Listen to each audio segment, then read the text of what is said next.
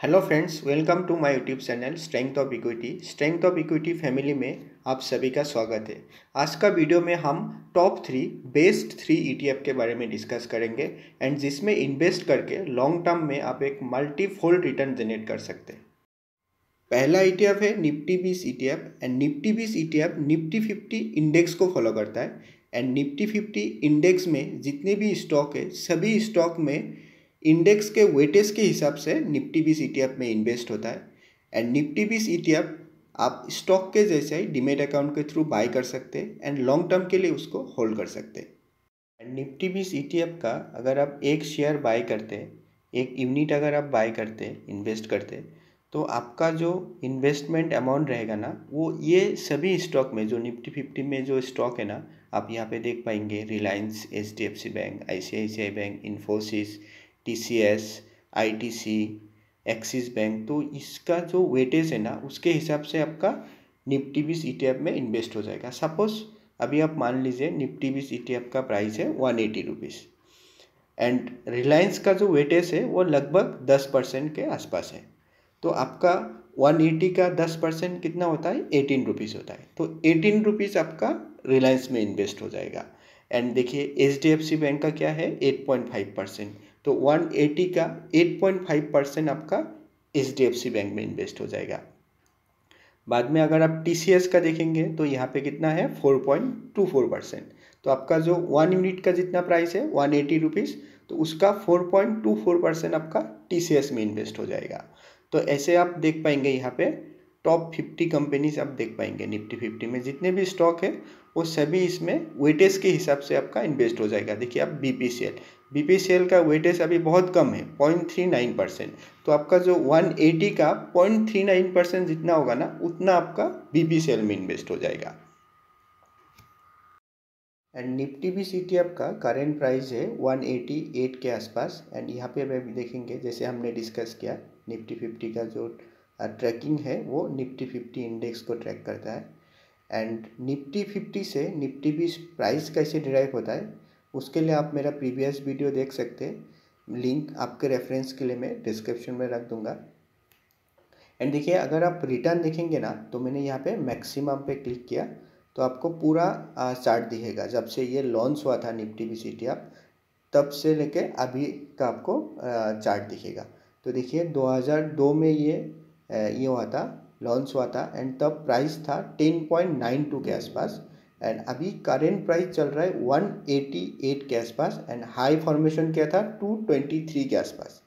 तो अगर आप रिटर्न दिखेंगे ना अराउंड 1500% रिटर्न जनरेट किया निफ्टी 20 ईटीएफ ने लास्ट। अभी अगर आप ड्यूरेशन देखेंगे ये 20 साल का ड्यूरेशन है, तो 20 साल में आपका 1500% रिटर्न जनरेट किया।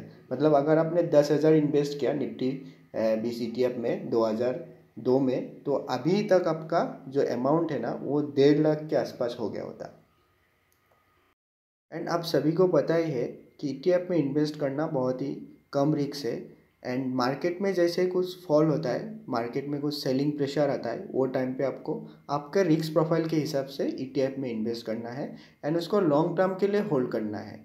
एंड मैं भी ऐसा ही कर रहा हूँ, बट इसका रिजल्ट तो हमको अभी नहीं मिलेगा, उसका रिजल्ट हमको लॉन्ग टर्म के लिए देखने को मिलेगा। मतलब जैसे हमने अभी डाटा एनालिसिस किया 20 साल का, तो वो हिसाब से हमको 10-20 साल के लिए होल्ड करना पड़ेगा, तभी कुछ हमको एक अच्छा रिजल्ट देखने को मिलेगा एंड इसका प्रोबेबिलिटी बहुत हाई है कि हमको एक अच्छा रिजल्ट ही, एक पॉजिटिव रिजल्ट ही देखने को मिलेगा। इसलिए अभी हम सेकेंड ईटीएफ में आते हैं एंड सेकेंड ईटीएफ है हमारा बैंक 20 ईटीएफ एंड ये बैंक निफ्टी इंडेक्स को फॉलो करता है एंड बैंक निफ्टी इंडेक्स में जितने भी स्टॉक है देखिए आप यहाँ पे ये एक सेक्टरल इंडेक्स है, तो इसमें आपको बैंकिंग स्टॉक ही मिलेगा। देखिए यहाँ पे एचडीएफसी बैंक है, ICICI bank, Kotak Mahindra bank, axis, state bank of India, IndusInd bank, तो ऐसे करके आपको जितने भी टॉप बैंकिंग स्टॉक है ना उसका आपको शेयर मिलेगा इसमें निफ्टी बैंक 20 ईटीएफ में। एंड यहाँ पे आपको जैसे हमने निफ्टी 20 ईटीएफ में जैसे हमने डिस्कस किया कि जैसे वेटेज रहता है उसके हिसाब से फिर आपका ईटीएफ में इन्वेस्ट होता है। देखिए यहाँ पे एचडीएफसी बैंक का सबसे ज़्यादा वेटेज है, 30% का वेटेज है। तो अगर आप बैंक 20 ईटीएफ का एक शेयर परचेस करते हैं ना तो 30% आपका जो अमाउंट है ना वो HDFC बैंक में इन्वेस्ट होगा। एंड देखिए नीचे आपको वेटेज के हिसाब से दिखाई देगा। एंड सबसे कम इन्वेस्ट होगा आपका PNB बैंक में। उसमें कितना वेटेज है? 0.51% वेटेज है। तो वो हिसाब से आपका बैंक 20 ETF में इन्वेस्ट होगा। एंड अगर हम रिटर्न देखेंगे ना, बैंक 20 ETF का परफॉर्मेंस अगर हमको देखना है ना, तो हम क्या करेंगे, यहाँ पे जाएंगे। देखिए ये एक्चुअली लॉन्च हुआ था, मैंने यहाँ पे मैक्सिमम पे क्लिक किया तो आपको पूरा चार्ट दिखेगा। मतलब जब से ये लॉन्च हुआ था ना तब से लेके अभी का आपको डाटा दिखेगा। एंड ये लॉन्च हुआ था 2004 में। एंड तब इसका प्राइस था 24.6 के आसपास। एंड अभी का प्राइस है अराउंड 400 के आसपास करेंट प्राइस है। तो अगर आप रिटर्न देखेंगे ना, ये 18 साल में अराउंड 1500%, 1576% का रिटर्न जनरेट किया बैंक 20 ETF में। एंड थर्ड ETF है हमारा Nifty IT 20 ETF। And Nifty IT 20 ETF Nifty IT index को ट्रैक करता है, निफ्टी IT इंडेक्स को फॉलो करता है। तो चलिए पहले हम देखते हैं निफ्टी IT इंडेक्स में निफ्टी IT 20 ETF में कौन सा शेयर है। जैसे हमने Nifty 20 ETF and bank 20 ETF में डिस्कस किया। तो देखिए निफ्टी IT 20 ETF में यहाँ पे आपको क्या करना है, वेटेज सेलेक्ट करना है। जो हाईएस्ट वेटेज है ना तो वो आपको टॉप में दिखाई देगा। तो देखिए पहला नंबर पे है हमारा इन्फोसिस। एंड इन्फोसिस का सबसे ज़्यादा वेटेज है, 46% का वेटेज है। एंड सेकेंड नंबर पे है TCS, Tata consultancy service. And इसका वेटेज है 27.5% का। HCL का वेटेज है 9.2%। तो ऐसा करके अगर आप देखेंगे ना तो जितने भी स्टॉक है निफ्टी IT इंडेक्स में वो सभी स्टॉक में वेटेज के हिसाब से इन्वेस्ट होता है IT 20 ETF में। एंड सबसे कम वेटेज है L&T टेक्नोलॉजी सर्विस में, उसमें वेटेज है 8.85% का। तो चलिए अभी हम रिटर्न देख लेंगे, उसका पास्ट डाटा देख लेंगे, पास्ट चार्ट देख लेंगे। तो देखिए ये जो ETF है ना ये रिसेंटली लॉन्च हुआ है। देखिए ये 2020 में लॉन्च हुआ। एंड जो मार्केट क्रैश हुआ था ना हमारा कोविड के कारण, उसके बाद ही ये लॉन्च हुआ जुलाई में। देखिए 1 जुलाई में ये लॉन्च हुआ था। एंड तब इसका प्राइस था 14.65 का। एंड अभी का जो प्राइस है ना वो है 28.93 के आसपास, 29 के आसपास। एंड हाई लगाया था 41 का। एंड अगर आप रिटर्न देखेंगे ना ये 2 साल में, ये एक्चुअली 2 साल ही हुआ है, तो 2 साल में अराउंड 97% का रिटर्न जनरेट किया। मतलब 2 साल में ही आपका जो इन्वेस्टमेंट अमाउंट था ना वो डबल हो गया। तो ये था हमारा थर्ड ETF।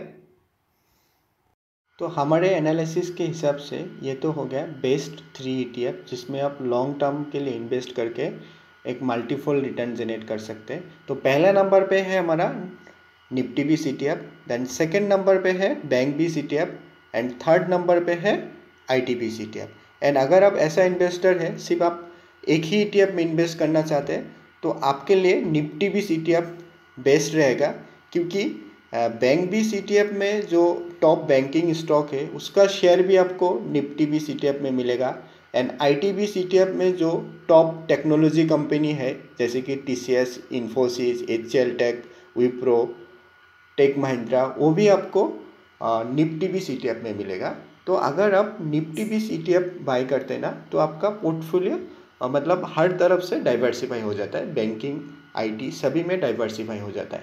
एंड इसके साथ साथ अगर आप थोड़ा बहुत टेक्निकल एनालिसिस करते हैं, प्राइस एक्शन एनालिसिस करते हैं, चार्ट रीडिंग करते हैं, तो आपका जो रिटर्न रहेगा ना, जो हमारा रेगुलर रिटर्न रहेगा इंडेक्स का, उससे आप 2-3% ज़्यादा रिटर्न जनरेट कर सकते हैं। एंड लॉन्ग टर्म के लिए वो 2-3% आपको बहुत डिफरेंस क्रिएट कर सकता है।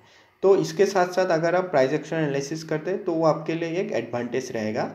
एंड इसके रिलेटेड मैं वीडियो भी अपलोड करते रहता हूँ प्राइस एक्शन एनालिसिस के ऊपर, मंथली बेसिस पे या वीकली बेसिस पे मैं Nifty 20 ETF, bank 20 ETF, IT 20 ETF इसके ऊपर मैं वीडियो अपलोड करते रहता हूँ। तो अगर आप मेरे चैनल में नया है तो चैनल को सब्सक्राइब करके रखिएगा तो आपको तुरंत नोटिफिकेशन मिल जाएगा। आई होप आपको वीडियो इन्फॉर्मेटिव लगा तो kindly like, share and subscribe. Thank you for watching.